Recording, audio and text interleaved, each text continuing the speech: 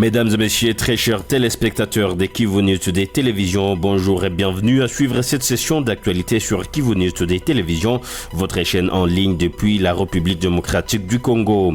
Plusieurs jeunes de la ville de Goma venus dans les quartiers de Katoyi et Mikeno ont pris la décision de se rallier à l'armée révolutionnaire congolaise ARC ce jeudi 19 février 2025. Cela fait suite à une mobilisation, sensibilisation au recrutement organisée par l'équipe provinciale de mobilisation et l'appui à la pacification au sein de la FCM 23. Au cours de ces échanges, l'administration de la FCM 23 a félicité la population de Goma pour avoir accepté l'étroite collaboration avec les services de sécurité du dit mouvement. Suivez ce reportage.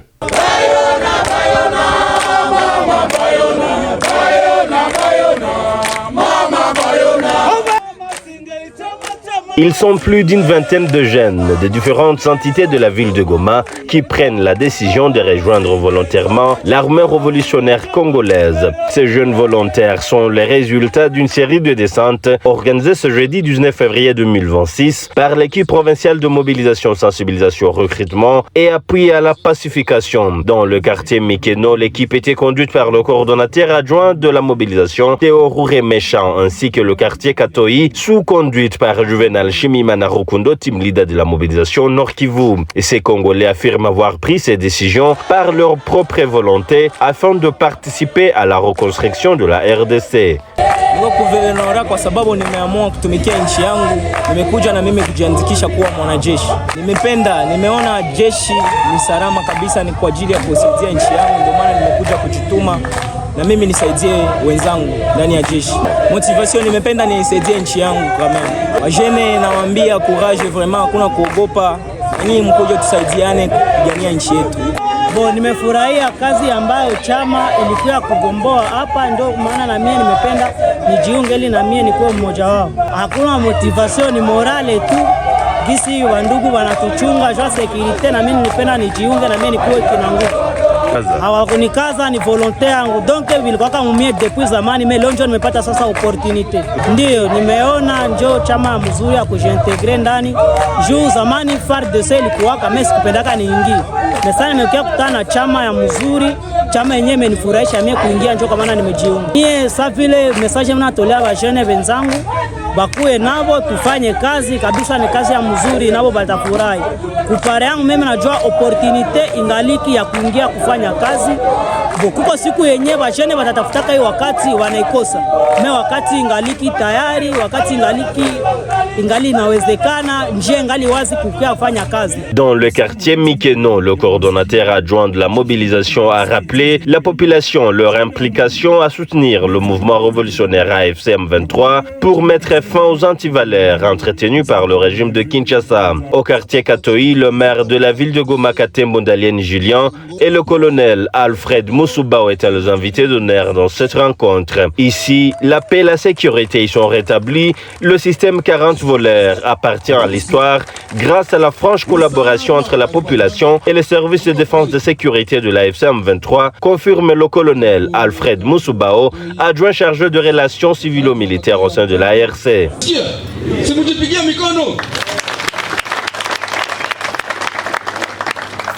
Mawasiliano yenu na sisi kama jeshi imesababisha tuweze kufikia kitu cha maana kwa kustabilize Goma. Leo raia yetu tunajua ya kwamba mnalala vizuri na mnaamka vizuri na mnashinda vizuri na kazi zenu mnazifanya bila shida. Si mko kulala 24 mnafanya kazi. Wamotari si mnazunguka. Wale wenyewe walikuwa wanatatiza kunyang'anya pikipiki zenu, leo si hawako tena. Na wenyewe wataendelea kujaribu na kufikiria hiyo. Nao wako na nafasi yao. Mwisho wao upo. Siku za mwezi ni 40. Il faut signaler que ces descentes s'inscrivent dans le cadre de matérialiser la politique de proximité prônée par le mouvement AFCM 23.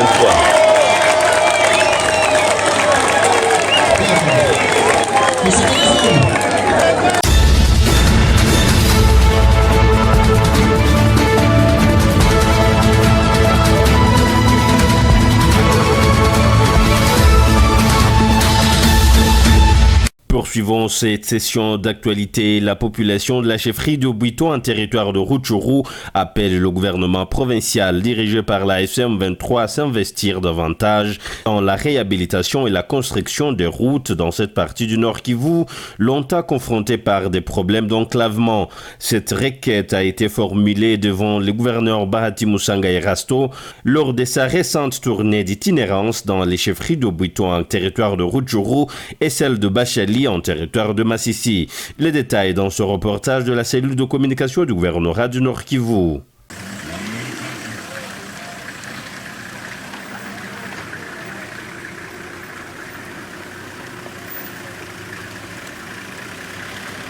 Le gouverneur du Nord Kivu, en itinérance en collectivité de Bouito, nous sommes au mois de février 2026, vient d'hériter des routes impraticables, conséquence de la mégestion du régime passé de Kinshasa et la présence des groupes armés locaux et FDLR qui ont installé l'insécurité, le kidnapping, le viol, le massacre des paisibles citoyens.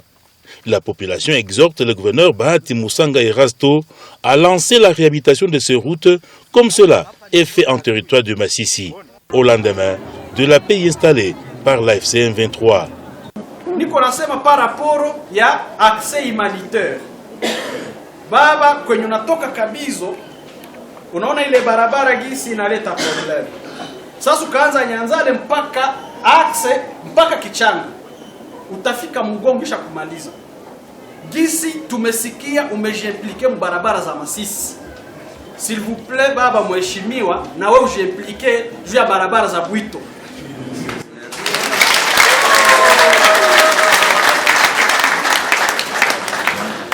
Tena Bahati Musanga ni mzuri sana. Depuis tuko hakuna mwashatuambia sasa tufanyizia barabara. Ametuambia anataka tufanyizia barabara, moto zetu hatazongeza kuwa na zeeka bure na ametuambia tukue na registre mamoto mzuri na ule mwenye moto yake inazeheka na ashapoteza dokima, tusikie malalamiko yake tumwaregistre, tusimfunge. Neno yangu ya mwisho ni kumshukuru sana, aishi milele, ile roho yake ya upendo aizidishe kupenda.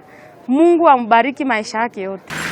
À cette problématique de l'impraticabilité de route, le gouverneur Bahati Musanga Erasto est resté sensible. Il a lui-même palpé du doigt le calvaire que traversent les usagers de la route.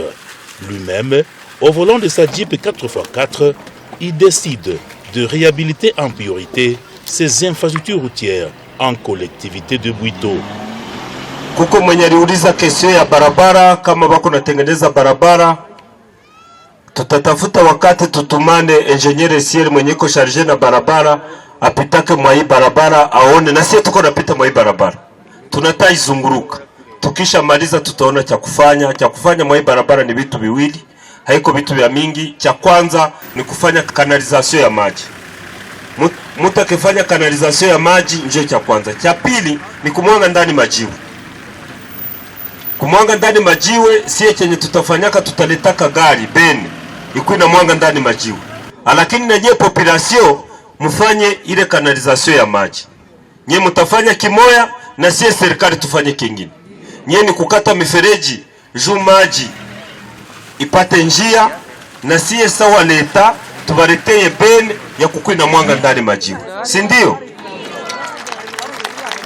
Ile tukeifanya si shida, barabara itakuwa inaisha.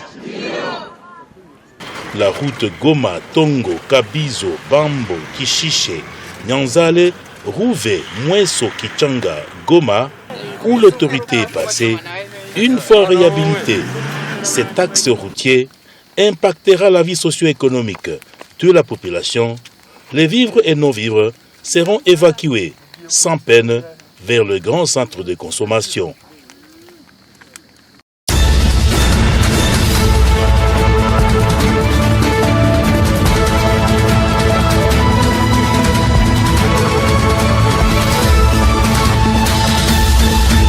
Toujours au Nord Kivu, les activistes pro-démocratie dénoncent les frais supplémentaires de $30 au centre de capture de passeports. La tension monte à Béni après l'instauration d'un montant supplémentaire de $30 américains exigé au centre de capture des passeports. Plusieurs membres de la société civile expriment leur indignation face à ce qu'ils qualifient frais non réglementaires, réclamant une clarification officielle du gouvernement. Dans une déclaration adressée à la ministre des Affaires étrangères, Thérèse Kaikwamba-Wagner, les membres des mouvements citoyens au Nord Kivu affirment que le pays est régi par les lois et par la Constitution et toute perception financière doit être légalement encadrée. Selon eux, aucun texte légal ne mentionne ces $30 américains présentés comme frais de fonctionnement. Suivez. Sur base de loi. Et ce qui n'est pas dit, c'est du vol. Les $30 que le centre de capture est en train de voler à la population de Béni et que la commission que vous avez envoyée pour prouver le vol, que vous nous gouvernez pour nous piller, nous ne sommes pas vos vaches laitières, Excellence, Madame la Ministre. Nous vous prions ainsi, si dans 48 heures, vous ne faites pas sortir l'arrêté qui pourra répertorier ces $30 dans les lois de notre pays, on n'acceptera jamais. Et nous pensons que le ministre de la Justice doit entrer directement en jeu pour arrêter cette commission mafieuse qui est venue à Béni pour intimider la société civile, disant que les $30 c'est pour la prise en charge des agents commis au centre de capture. Rappelez-vous bien, Excellence Kaikwamba, si vous saviez que le passeport coûterait $150, vous devriez reprendre ça dans la loi des finances.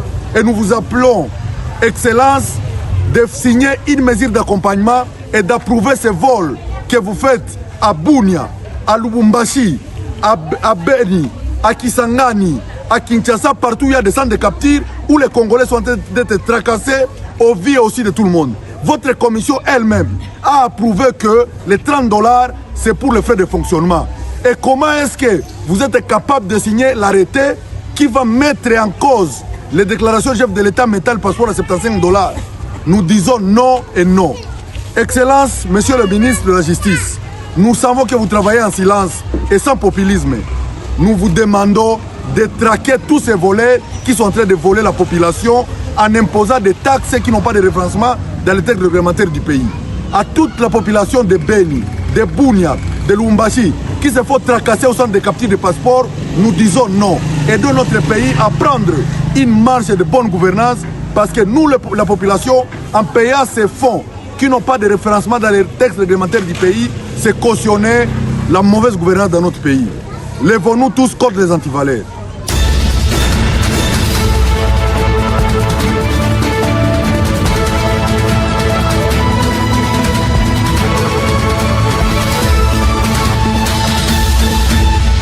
Toujours dans ce journal, le gouvernement de la République démocratique du Congo a de nouveau inscrit la mine de coltan de Rubaya sur la liste restreinte de gisements stratégiques proposés aux États-Unis dans le cadre d'un partenariat axé sur les minerais critiques. C'est qu'a reporté l'agence de presse Reuters, citant un document officiel obtenu auprès des autorités congolaises. Situé dans le territoire de Massissi au Nord Kivu, la mine de Rubaya est considérée comme l'un des plus importants gisements mondiaux de tantalum, un minerai extrait du coltan et indispensable à la fabrication d'équipements électroniques modernes. Selon Reuters, un haut responsable congolais et un diplomate américain ont confirmé que Rubaya a été ajouté sur la liste transmise lors d'une réunion entre les États-Unis et la République démocratique du Congo tenue le 5 février à Washington. Cette rencontre visait à faire avancer l'accord sur le minerai stratégique signé en décembre dernier. Les deux responsables se sont exprimés sous couvert d'anonymat en raison de la stabilité du dossier. De son côté, le président du mouvement du 23 mars, coordonnateur adjoint de l'AFCM 23, Bertrand Bissimois, a déclaré que le gouvernement congolais se faisait des illusions en pensant disposer d'un atout stratégique qu'il pourrait utiliser comme levier face aux grandes puissances. Dans un message publié sur les réseaux sociaux X, il a affirmé que vendre publiquement ce que l'on ne possède pas ni ne contrôle relève d'une tentative désespérée de survie. Et cette initiative s'inscrit dans la stratégie de Kinshasa visant à attirer des investissements américains dans l'est de la République démocratique du Congo, une région riche en ressources minières mais en proie à des conflits armés depuis plusieurs années. Pour les États-Unis, l'enjeu est d'accéder au tantalum, extrait du coltan, un minerai crucial pour la fabrication d'ordinateurs, de téléphones portables et d'équipements aéronautiques, dans un contexte de rivalité stratégique avec la Chine en Afrique. Selon les estimations du gouvernement congolais cité par Reuters, la mine de Rubaya nécessite un investissement compris entre 50 et 150 millions de dollars américains pour reprendre ses activités de manière optimale et accroître sa production commerciale.